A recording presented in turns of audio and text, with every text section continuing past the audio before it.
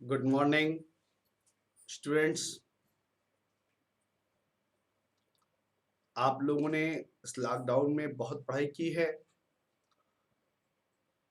Numerical questions करते हुए अभी हम लोग NCERT class 12th charge and electric field पहले चैप्टर का प्रीवियस वीडियो में हम लोगों ने 24 क्वेश्चंस तक कर लिया था। अब हमें एनसीईआरटी के जो एडिशनल क्वेश्चन है उसको करने हैं। क्वेश्चंस को हम लोग बहुत ध्यान से करेंगे।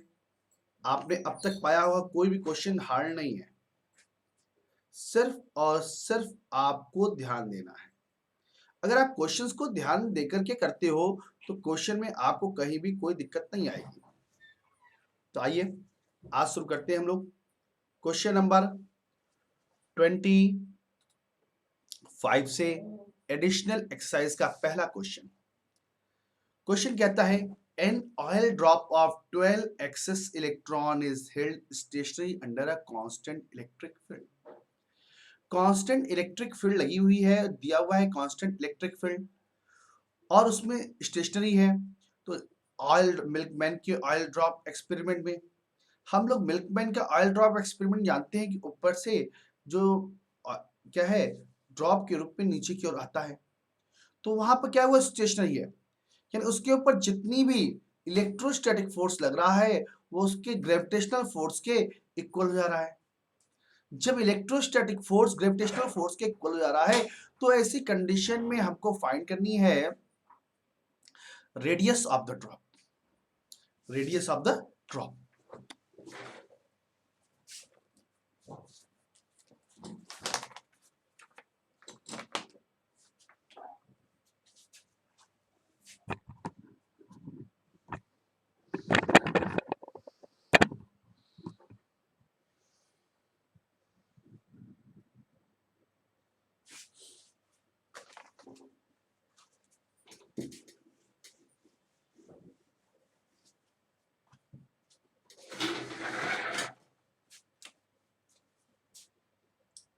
Question number 25। अब जो जो दिया हुआ है पहले उसको हम लोग रख लेते हैं। जो जो दिया हुआ है उसको रख लेते हैं। n is given 12 drop, electron है, इलेक्ट्रॉन पर charge q on each electron 1.6 into 10 to the power minus 19 coulomb. Constant electric field दिया हुआ है 2.55 into 10 to the power 4 Newton per coulomb. Density of oil दी हुई है 1.26 ग्राम पर centimetre cube. Estimate the radius of drop, हमको radius निकालनी है। और क्या दिया हुआ है, जी की वैल्यू दी है 9.81 मीटर पर सेकंड स्क्वायर और ई की वैल्यू दी हुई है 1 पॉइंट, ये तो मैं लिख चुका हूं। तो अभी जैसा मैंने आप लोग को बताया क्या करना है हम लोगों को, सबसे पहले Q इज इक्वल टू क्या होता है एन ई, एन कितना है 12 into 1.6 into 10 to the power minus 19 coulomb. जब हम मल्टीप्लाई करना है आपको, हम 12 से 1.6 की मल्टीप्लाई कर देते हैं।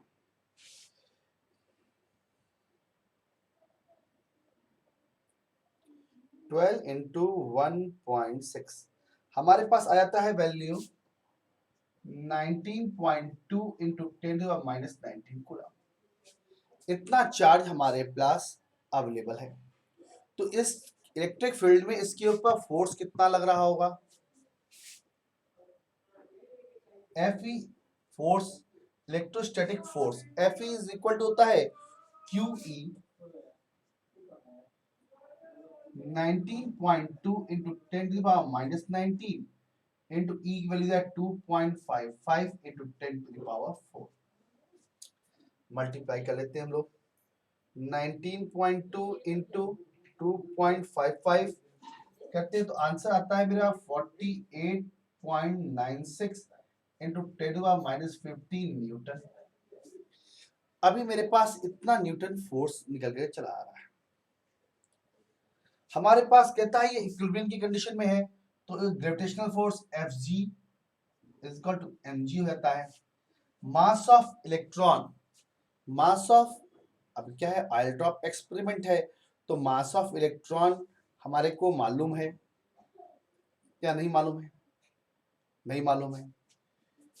अब हम क्या करेंगे, अगर मास ऑफ इलेक्ट्रॉन नहीं मालूम लेकिन डेंसिटी मालूम है, तो हम इसको कंसीडर करेंगे ये स्फीयर में है 4/3 pi R cube into rho into ji.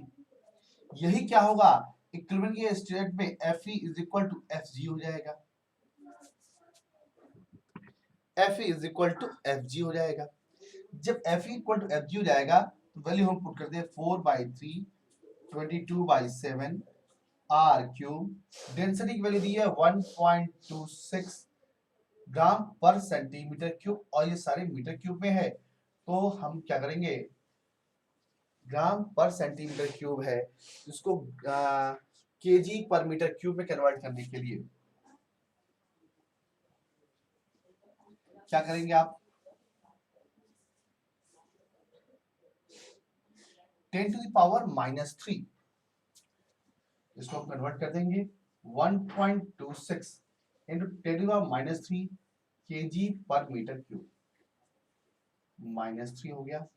Gravity value 9.8 is equal to 48.96 into 10⁻⁻15। अब इसको हम सॉल्व कर लेंगे। जब हम इसको सॉल्व करेंगे तो कितना आएगा, ऐसा मल्टीप्लाई डिवाइड करके देखते हैं कितना आता है। 4 into 22 into 1.26 into 9.8 is equal to divide by 3 is equal to divide by 7 is equal to 51.744 into 10⁻³ r cube 48.96 into 10⁻⁻15।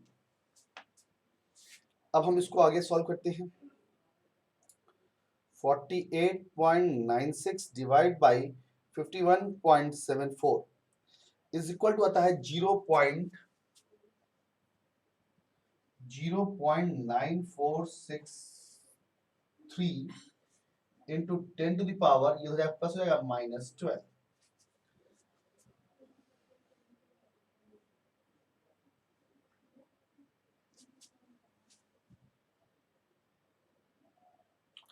अब ये किसका क्यूब रूट है, हम चाहें तो इसको ऐसे भी आगे लिख सकते हैं, r cube is equal to 946.3 into 10⁻⁻15 1/3। तो 946.3 किसका क्यूब रूट है, ये निकालना होगा हमें।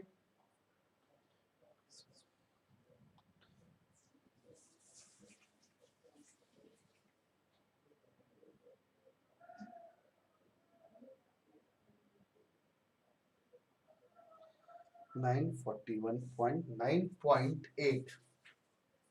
9.8 into 10 to the power -5 metre. 9.8 into 10 to the power -5 metre. कहीं कुछ मिसिंग हो रही है क्या हम लोगों से, क्योंकि आंसर -7 आ रहा है और मेरा 5 आ रहा है। ऊपर से चेक कर लेता हूं, -19 न्यूटन पर कूलम 2.55 1.26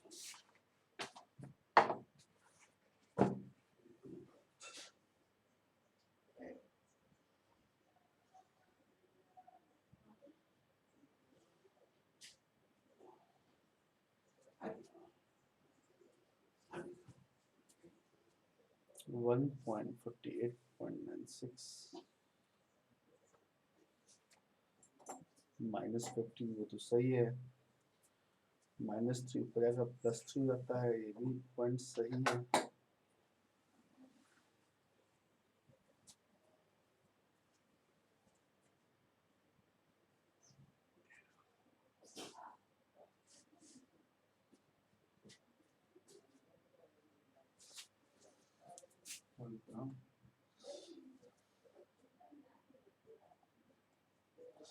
गलती हमारी यहाँ से भैया, ये गलती है।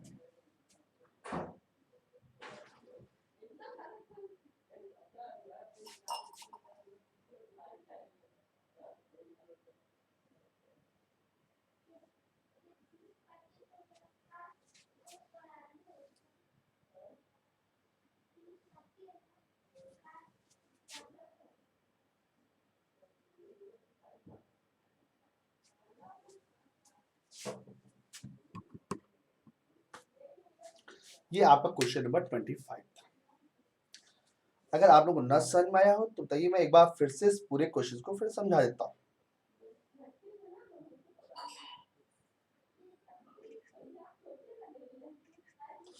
क्या कहता है इस क्वेश्चन में, आप फिर से पूरे क्वेश्चन को समझिएगा। टोटल 12 इलेक्ट्रॉन ऑयल ड्रॉप, यानी इलेक्ट्रॉन है जो इलेक्ट्रिक फील्ड में ऊपर से नीचे आ रहे हैं मिल्कमैन एक्सपेरिमेंट में। इलेक्ट्रिक फील्ड दी हुई है, चार्ज ऑन 1 इलेक्ट्रॉन दिया हुआ है, डेंसिटी दी हुई है, रेडियस फाइंड करना है, ड्रॉप का ग्रेविटी दी हुई है। तो हमारे पास टोटल चार्ज कितना है, हम पहले टोटल चार्ज फाइंड करते हैं। जब टोटल चार्ज हमारे पास निकल जाता है तो इलेक्ट्रोस्टैटिक फोर्स हम निकालते हैं, क्यूई से इलेक्ट्रोस्टैटिक फोर्स आ जाता है। तो हम जानते हैं अगर कोई बॉडी इक्विलिब्रियम में है तो जितना उसके ऊपर इलेक्ट्रिक फील्ड के कारण से जो उसके पास फोर्स लग रहा है वो ग्रेविटेशनल फोर्स के कारण से बैलेंस हो जा रहा है, तब वो नीचे की ओर नहीं आएगी। Fg equal to mg। Mass हमको मालूम नहीं है, तो मास इक्वल टू होता है वॉल्यूम। तो वॉल्यूम, ये स्फीयर है तो 4/3 pi R cube into rho into G. Put कर देता हूँ वैल्यू, सॉल्व करेंगे मेरे पास आर की आती है 9.8 into 10⁻⁻7 metre.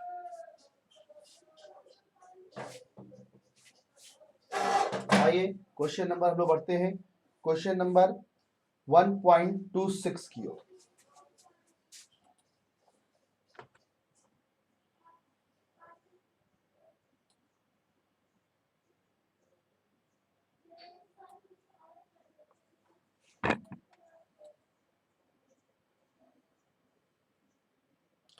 Which among the curves shown in figure cannot possible represent electrostatic field line?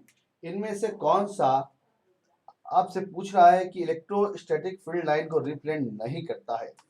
तो आप सिंपली इसका आंसर निकाल सकते हो। देखिए आप फिगर और आपके पास आंसर मन में गैस कीजिए क्या हो सकता है। तो सबसे पहला फिगर है, इसके ऊपर अगर हम डिस्कस करते हैं तो ये क्या है, कंडक्टर है। Which among the curve shown in figure cannot possible represent electrostatic field line? इनमें से कौन सा इलेक्ट्रोस्टैटिक फील्ड लाइन रिप्रेजेंट नहीं करता, ये पूछ रहा है। देख के बताइए, और नहीं करता तो क्यों नहीं करता। पहला फिगर है कंडक्टर, इसमें जितनी भी इलेक्ट्रिक फील्ड लाइन आ रही है सब कहीं ना कहीं वो नॉर्मल नहीं है, कि कहीं ना कहीं जाकर एक दूसरे को इंटरसेक्ट कर देगी, सो इट इज रॉन्ग। अब हम बी की बात करते हैं। बी में हम देख रहे हैं, बी में कंडीशन क्या है, it is wrong because line of force can not start from negative charge.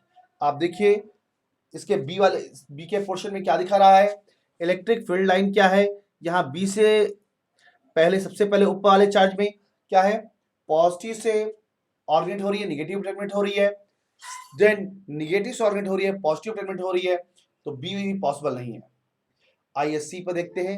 सी में हमारे पास जितनी भी इलेक्ट्रिक फील्ड लाइन है सारी के सारी क्या है, नॉर्मल है, एक दूसरे को कट नहीं करेगी, ये इलास्टिक रीजन को शो करती है, हेंस इट इज ट्रू।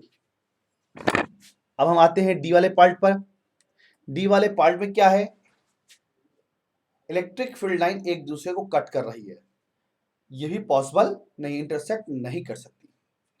और ई वाले में भी क्या है, इलेक्ट्रिक फील्ड लाइन जो होता है क्लोज लूप नहीं बनाता, आपको बीच में क्लोज लूप बनाते हुए दिखाई दे रहा है, विच इज इम्पॉसिबल। तो फिर से आप इसके क्वेश्चन का आंसर समझ लीजिए। इसमें क्वेश्चन में कहता क्या है, इस क्वेश्चन में कहता है which among the curve shown in figure can not possible represent the electric field line. तो जो पहला वाला है, इसमें हम जानते हैं इलेक्ट्रिक फील्ड लाइन कैसी होती है, नॉर्मल होती है, कभी एक दूसरे को कट नहीं करती, ये कंटिन्यूअस तो होती है लेकिन क्लोज लूप नहीं बनाती, ये सारे ये पॉजिटिव से ऑर्डिनेट होती है और निगेटिव टर्मिनेट होती है। एक एक करके हम देखते हैं, ए पर देखते हैं, यहाँ पर क्या है, इलेक्ट्रिक फील्ड लाइन नॉर्मल नहीं है, तो hence it is not a, ये रिप्रेजेंट नहीं करेगी। वहीं बी में हम देख रहे हैं कि निगेटिव से ऑर्डिनेट हो जा रही है, वो भी पॉसिबल नहीं है। सी वाला ट्रू है, क्योंकि सी वाला क्या है, पॉजिटिव से ऑर्डिनेट होकर के लेस इलास्टिक रीजन को एक्वायर कर रही है, तो ये सी सही है। लेकिन डी वाले में क्या है, इलेक्ट्रिक फील्ड लाइन एक दूसरे को पॉइंट्स पर कट कर रही है इलेक्ट्रिक फील्ड में, विच इज इम्पॉसिबल। एंड ई वाले में हम देखते हैं क्लोज लूप बना रहा है, विच इज आल्सो इम्पॉसिबल। तो इस तरह से हमारे पास क्वेश्चन नंबर 26 कंप्लीट होता है। अब हम लोग बढ़ते हैं क्वेश्चन नंबर 27 की ओर।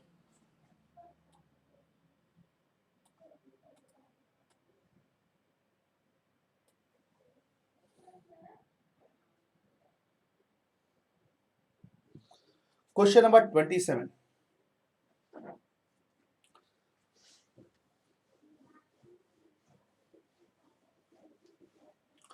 क्वेश्चन नंबर 27 क्या कहता है, ध्यान से हम लोग पढ़ेंगे। In a certain region of space electric field is strong along the Z direction. हमारे पास इलेक्ट्रिक फील्ड की जो डायरेक्शन शो कर रही है वो जेड एक्सिस की डायरेक्शन शो कर रही है throughout. The magnitude of electric field is however not constant but increase uniformly along the positive Z direction. Electric field line क्या है, वो जेड एक्सिस के डायरेक्शन में कंटिन्यूअस इंक्रीज कर रही है। तो हम लिख सकते हैं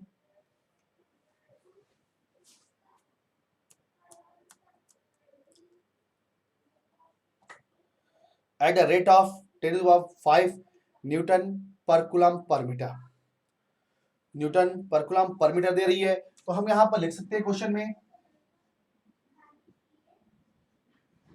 dE by dl, ddl of E is given 10 to the power 5 newton per coulomb per metre, ऐसा हमारे पास दे रहा है।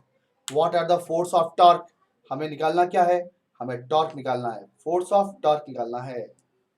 Rate of, what are the force and torque, force और टॉर्क ये दो चीजें हमें निकालनी है। एक्सपीरियंस बाय अ सिस्टम, अब इस सिस्टम के द्वारा जो हमारे पास फोर्स और टॉर्क लग रहा है इसके बारे में हमको फाइंड करना है। तो सबसे पहले हम एक फिगर बना लेते हैं। अगर हम फिगर बना लेते हैं, इसको एक्स एक्सिस रिप्रेजेंट करते हैं और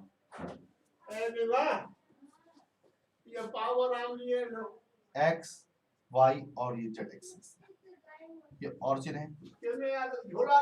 अब ये जो ये है, इसके ऊपर इलेक्ट्रिक फील्ड लाइन वर्कआउट कर रही है, नीचे की ओर काम कर रही है, जेड एक्सिस के काम कर रही है, ऐसा पार्ट दे रहा है। हम इसको PQ लिख लेते हैं। यहाँ पर एक जगह नेगेटिव चार्ज और एक जगह हमें पॉजिटिव चार्ज मिलेगा, ठीक है। इलेक्ट्रिक फील्ड की डायरेक्शन क्या होगी, पॉजिटिव रेट ऑफ चेंज दे रहा है। फिर से क्वेश्चन पढ़ लेते हैं एक बार हम लोग। In a certain region of space electric field along the Z direction throughout, electric field की जो डायरेक्शन है जेड एक्सिस के अलोंग है throughout. The magnitude of electric field is however not constant, electric field की जो magnitude है वो भी कांस्टेंट नहीं, लगातार चेंज हो रही है, but increase uniformly along the positive Z axis direction. Positive Z axis की डायरेक्शन में इलेक्ट्रिक फील्ड इंक्रीज कर रही है। तो इलेक्ट्रिक फील्ड क्या होता है, पॉजिटिव से नेगेटिव होता है। तो जेड एक्सिस पर हमने प्लस लगाया, इस पर माइनस लगाया है हमने। At the rate of 10 to the power 5 newton per coulomb per metre. अब इसकी जो लेंथ है मेरे पास,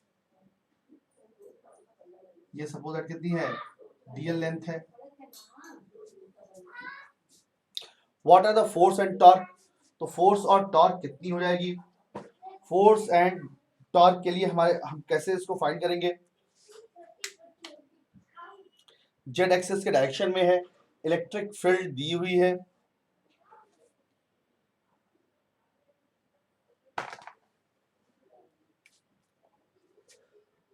एंड डाइपोल मोमेंट भी दिया हुआ है निगेटिव जेड एक्सिस के डायरेक्शन में। इलेक्ट्रिक फील्ड डायरेक्शन क्या अपोजिट होता है डाइपोल का direction? P Z 10⁻⁻7 10⁻⁻7 coulomb metre. Direction कैसे होगी? माइनस के कैप। अब आपको फाइंड करना है, तो आप कैसे फाइंड करोगे?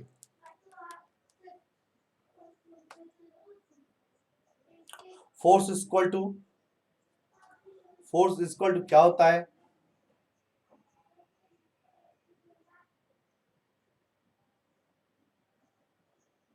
Net force.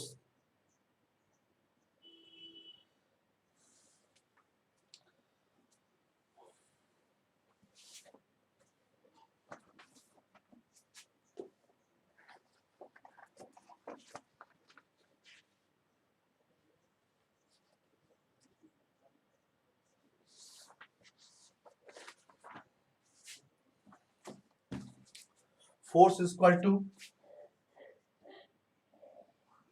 P D E. Force D F force ऐसा है क्या? फोर्स इक्वल टू क्या होता है? D F equal to Q D E. D F equal to Q D E होता है, ये हमें मालूम है। अब हम इस इक्वेशन में डीएल से मल्टीप्लाई और डीएल से डिवाइड कर देता हूं मैं। डीई बाई डीएल हम मेरे पास आ गया, और क्यू इंटू डीएल आ गया। अब जो क्यू इंटू डीएल को हम बोलते हैं linear momentum P D E by D L.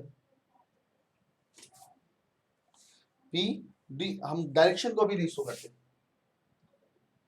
P D E by DL हो गया। अब जब पी डीई बाई डीएल मेरे पास हो गया, तो अब हमारे पास सारी चीज की वैल्यू मालूम है मेरे को। क्या क्या मालूम है? 10⁻⁻7, ये भी दिया हुआ है मेरे पास 10⁵। अब इन दोनों को मल्टीप्लाई कर देते हैं, तो हमारे पास आंसर आता है 10⁻⁻2 न्यूटन फोर्स आ गया।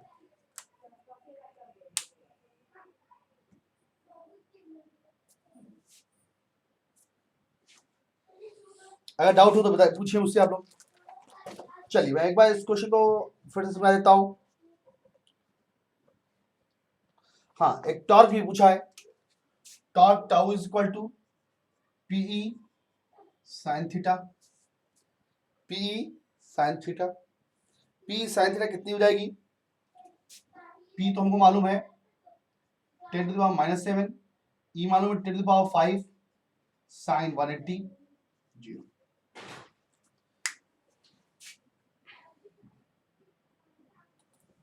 क्वेश्चंस को आप लोग फिर से देखिए। आपके लिए क्वेश्चन कहता है, क्वेश्चन में क्या कह रहा है? क्वेश्चन कह रहा है इन अ सर्टेन रीजन और space electric field is along Z direction. Electric field की डायरेक्शन कैसी है? जेड एक्सिस की डायरेक्शन में है। Throughout the magnitude of electric field is however not constant. Electric field constant नहीं, कंटीन्यूअस चेंज हो रही है।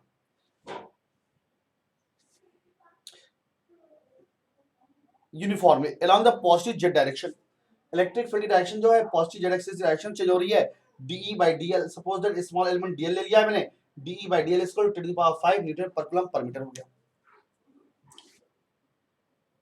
What are the force and torque? हमसे पूछा क्या है? फोर्स और टॉर्क, ये दो चीजें पूछा हुआ है। System having a total dipole moment equal to, dipole moment भी दिया हुआ है,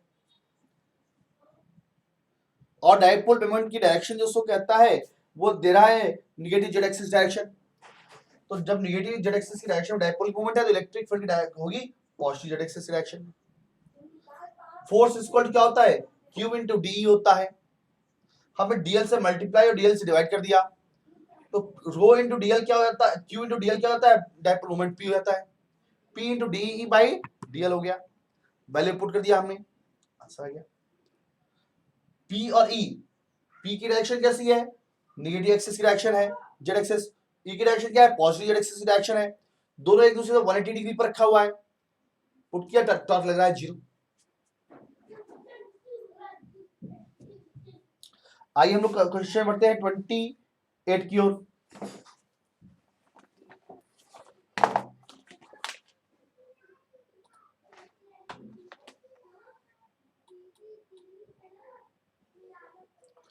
क्वेश्चन को ध्यान से पढ़ें।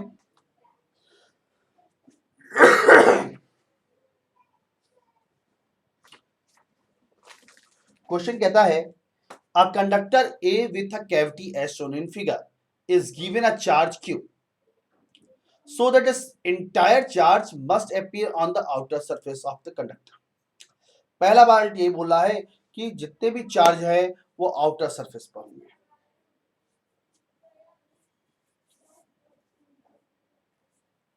फिर से, एक conductor A with a cavity as shown in figure, एक कंडक्टर A है जिसके ऊपर कैविटी है, is given a charge Q, इसको एक चार्ज Q दिया जा रहा है, so the entire charge must appear on the outer surface of conductor, जितने भी चार्ज होंगे वो आउटर सरफेस में होंगे। ये हम कैसे कंसीडर कर पाएंगे?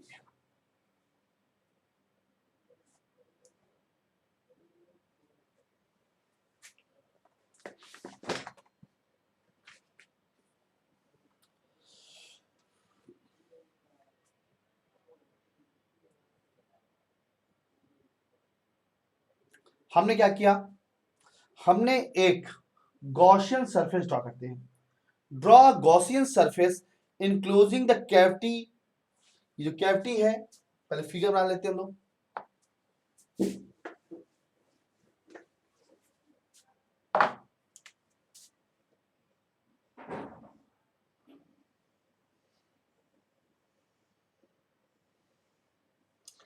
ये कैविटी ए है, इसको इनक्लोज करते हुए एक हम गॉसियन सरफेस बना लेते हैं।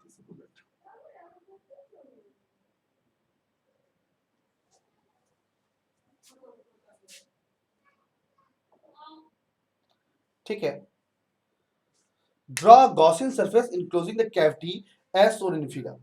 Now if a charge is given to a conductor, अब हम कंडक्टर को, ये जो कंडक्टर है इसको हम चार्ज देते हैं, तो क्या होगा, free electron inside conductor start moving under the influence of field with the turn may give rise to electric current which is serious offense, principle of conservation of energy may be violated, thus these charges redistributed themselves in such a way that field inside conductor is again 0। अब जब field inside conductor 0 हो गया तो charge क्या हो जाएगा, वो 0 हो जाएगा, जिससे कि बात क्लियर होगी कि there is no charge inside the Gaussian surface. Now if we extend the surface up to the surface of conductor, we will get the same conclusion.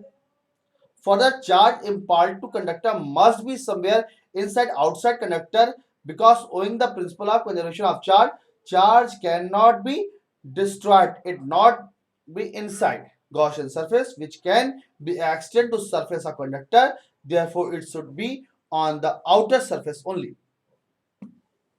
फिर से बात समझिए आप लोग, पहले पार्ट में कहता है एक कंडक्टर ए है, ये अंदर वाला कंडक्टर है, मैं आपको इसको अभी मैंने बना दिया है, मैं इसको बंद कर रहा हूं। एक कंडक्टर ये ए है, इसके अंदर एक कैविटी है, ये अंदर कैविटी है,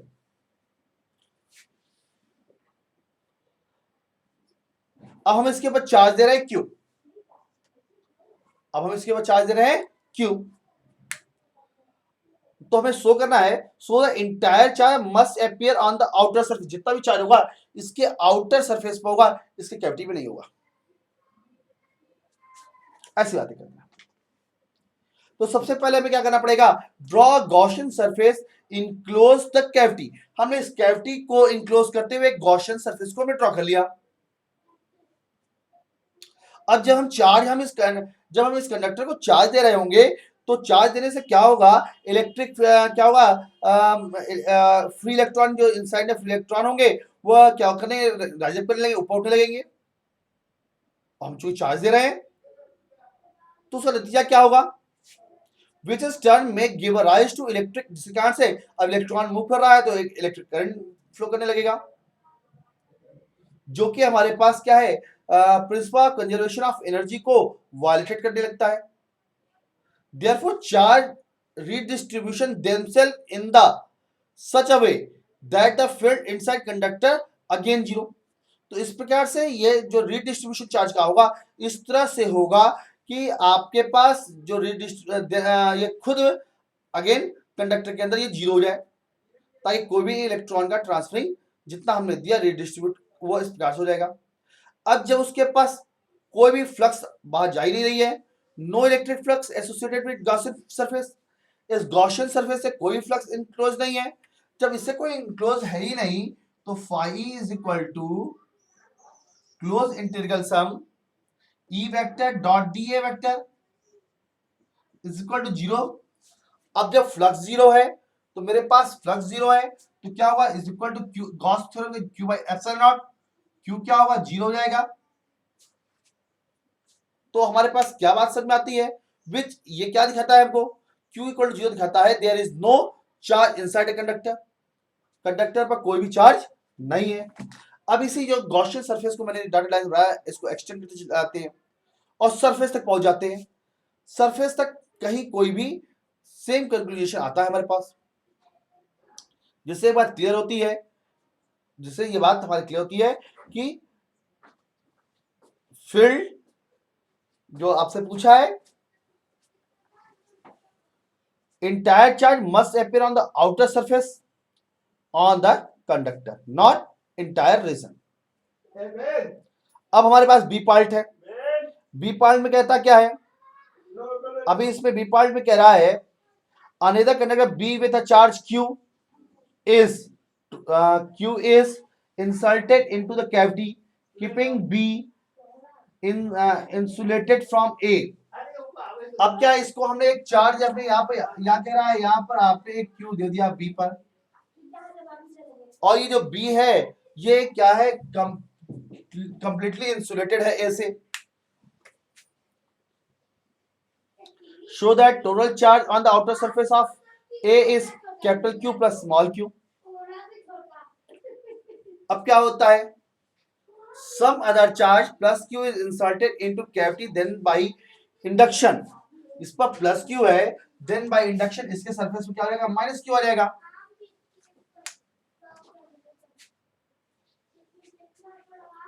using Gauss theorem again we can show that the net charge inside the cavity is zero.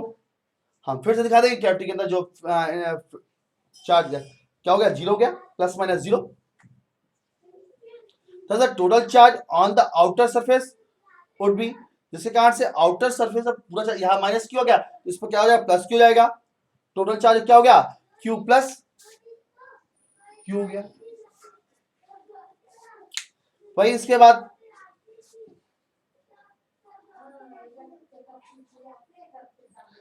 Third part दिया है, a sensitive instrument is to be shielded from the strong electrostatic field in the environment, suggests a possible way E vector inside the hollow conductor is zero, therefore a sensitive instrument inside a metallic box would be safe against any damage caused by an electric field।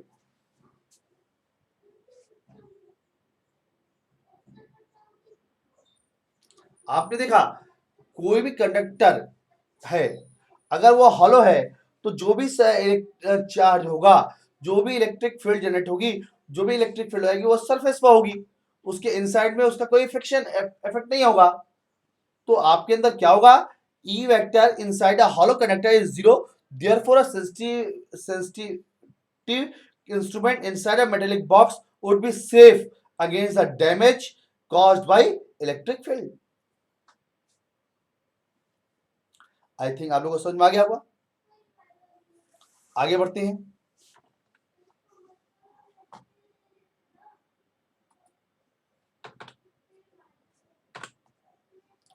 अब हमारे पास question है, question number 29। Question number 29 क्या कहता है?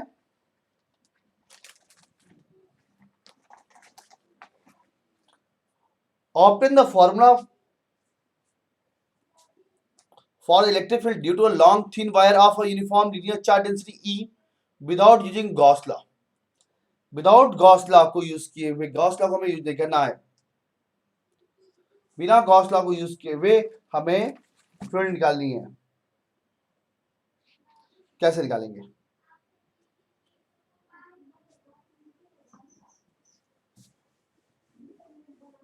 हम लोग एक लॉन्ग स्ट्रेट कंडक्टर ले लेते हैं, जैसा कह रहा है क्वेश्चन में, of formula for electric field due to a long thin wire. Long हमने थिन वायर ले लिया सपोज दैट। अब इसके ऊपर क्या है? Long thin wire, uniform linear charge density E without using Gauss. अब हम इसके बाद मैं सपोज इसके बाद क्या ले रहे हैं? पॉजिटिव चार्ज ले रहा हूं, यूनिफॉर्मली डिस्ट्रीब्यूटेड है, charge density E without using a Gauss law. अब हम इस पर क्या करें? हम इस पर कहीं एक पॉइंट ले लेते हैं, सपोज दैट ये पॉइंट हम ले ले रहे हैं O।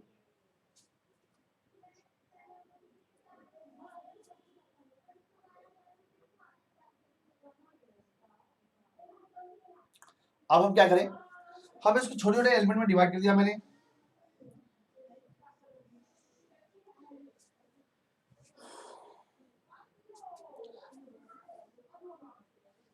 सपोज दैट इसके ये है मेरे पास dx, क्या है?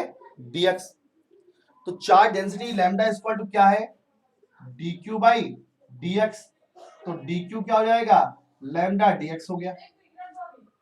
अब इस चार्ज के कारण से कहीं एक पॉइंट P है, सपोज दैट मैं यहां से एक परपेंडिकुलर लाइन ड्रॉ कर लेता हूं। एक पॉइंट यहां मेरे पास P है, इस P पर इलेक्ट्रिक फील्ड हो गई मेरे को इसके कारण से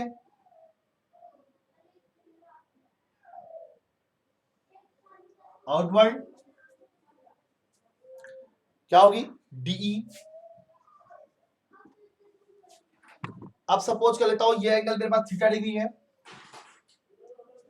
तो इस DE का दो कंपोनेंट्स होंगे, मैं ये रिजॉल्व होंगे, ये मेरे पास थीटा हो गया, तो ये मेरे पास हो जाएगा DE साइन थीटा, और ये हो जाएगा DE कॉस थीटा। ये थीटा है,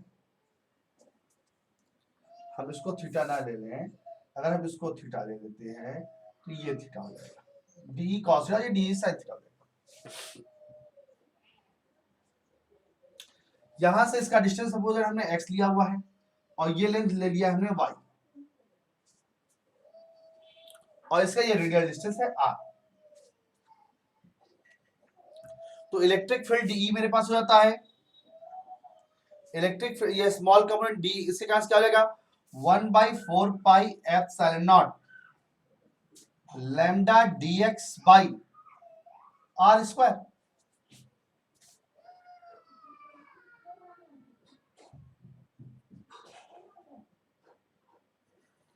अभी क्या इसका मैंने इसमें दो कंपोनेंट्स में हमने इंस्टॉल किया, तो DE x हो गया मेरे पास, DE साइन थीटा, और DE y हो गया, DE x और DE y हो गया DE cos थीटा।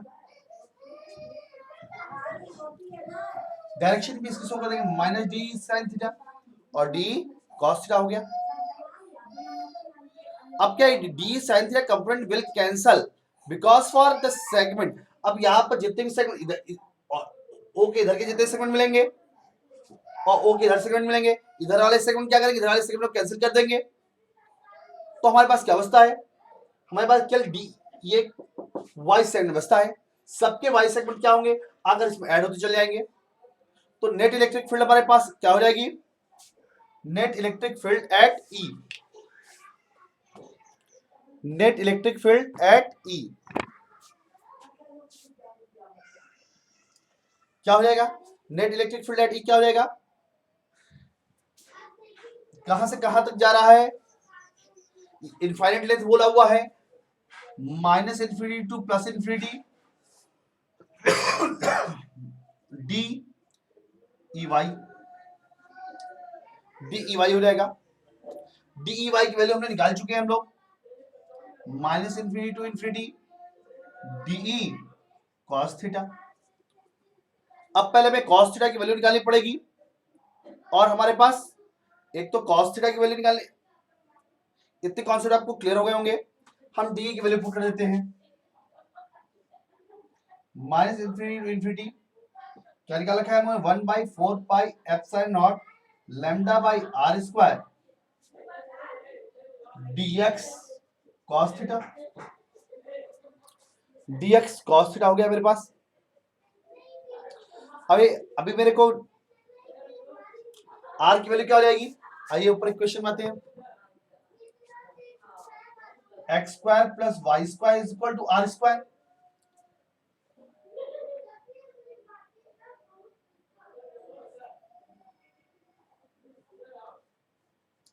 अब उठा करके हम आगे सॉल्व कर लेते हैं। प्योर इंटीग्रेशन मेथड से अब ये सॉल्व होगा। प्योर इंटीग्रेशन मेथड क्या होगा, यहां देखते हैं, tan theta is equal to X by Y रहता है, तो X equal to Y tan theta रहता है, X equal to Y tan theta, तो dx इज इक्वल टू जाएगा, हम dx इक्वल टू जाएगा y sec square theta D theta हो जाता है। अब हम जब हम माइनस इंफिनिटी रखते हैं, यहाँ 10 माइनस इंफिनिटी वैल्यू आती है, माइनस पाई बाई 2 की वैल्यू, और पर पाई बाई 2 की वैल्यू आती है। आइए रख के देखते हैं, minus pi by 2, 2 pi by 2, 1 by, हम यहाँ पे एक चीज और लिख लेते हैं, यहाँ पर साइड में के लिख लेते हैं, lambda by 4 pi epsilon nought को के लिख लेते हैं, के आर स्क्वायर की वैल्यू पुट किया मैंने, X square plus Y square, X की वैल्यू ये है, पुट करते हुए लिखा मैंने, Y square tan square theta plus Y square, dx की जगह हम रखेंगे Y sec square theta D theta into cos theta. ये हो गया। अब आगे हम सॉल्व करेंगे, minus pi by 2 to pi by 2, Y square common निकलेगा, एक वाई से एक वाई कैंसिल होगा, बचा के by Y sec theta D theta पर tan square plus 1 sec square होता है, सेक स्क्वायर थीटा।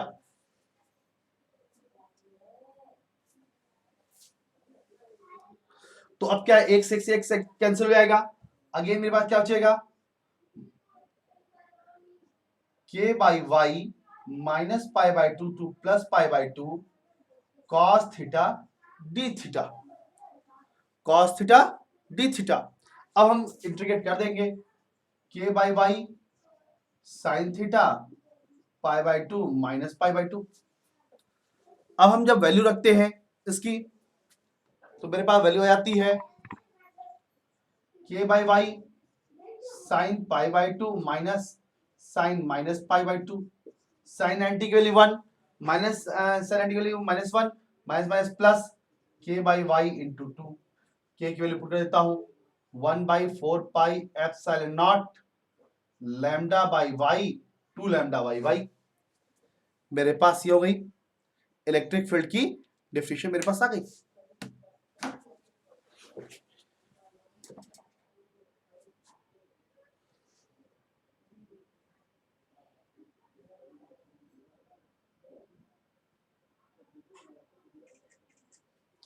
आप लोग फिर से एक बार इस क्वेश्चन को समझ लीजिए। क्वेश्चन कहता क्या है, क्वेश्चन में कहा है obtain the formula for electric field due to long thin wire. एक लॉन्ग थीन वायर, बहुत लंबा इनफाइनाइट लेंथ का थीन वायर है, filled due to long thin wire of uniform linear charge density.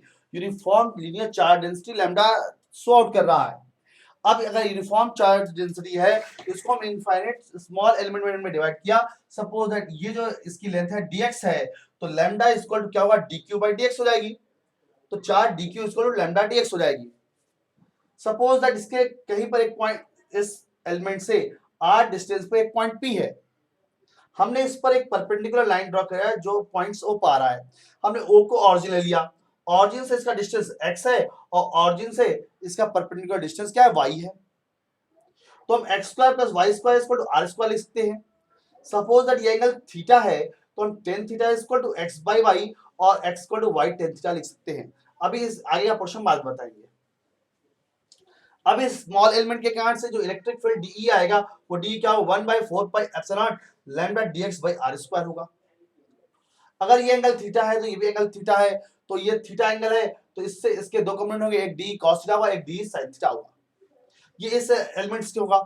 इस पॉइंट के रेफरेंस में इधर के सारे के कारण से d sin theta d sin theta d sin theta आते जाएंगे, सारे ऐड होते जाएंगे और ऑरिजिन के इधर वाले से इस साइड के इधर आते जाएंगे. जो d sin थीटा के टोटल क्या होंगे अलजेब्रिक सब एक दूसरे को कैंसिल आउट कर देंगे. लेकिन सबके जो vertical component d cos theta आ रहा है ये सारा ऐड होता जाएगा. तो नेट इलेक्ट्रिक फील्ड हमारे पास क्या होगा माइनस इंफिनिटी से प्लस इंफिनिटी लेंथ के लिए E क्या होगा इंटीग्रल सब minus infinity to plus infinity D Y हो जाएगा. तो डी वाई की वैल्यू में आप पुट कर डी cos थीटा पुट कर दिया मैंने. अब डी की वैल्यू पहले ही निकाल चुके हैं उसको पुट कर दिया मैंने, यहाँ पर आ गया. अब चूंकि इंफिनिटी है अब इसको सॉल्व करने के पहले मैंने 1/4 पाई एप्सिलॉन लैम्डा को मैंने सपोज के मान करके यहाँ पर के रख दिया. आर की वैल्यू हमने पहले निकाल चुकी है x square plus y square equal to r square. अब लेकिन क्या है यहाँ dx और यहाँ थीटा है तो या तो हम थीटा को चेंज करें या dx को चेंज करें. हमने dx को चेंज करने का प्रयास किया. हमने इसका क्या है डिफरेंशिएट कर दिया तो dx equal to y sec square theta d theta हो गया. तो dx की जगह y sec square theta d theta रख दिया और cos से ऑलरेडी रखा हुआ है. r स्क्वायर की value x square plus y square ऊपर निकाल चुके हैं हम लोग.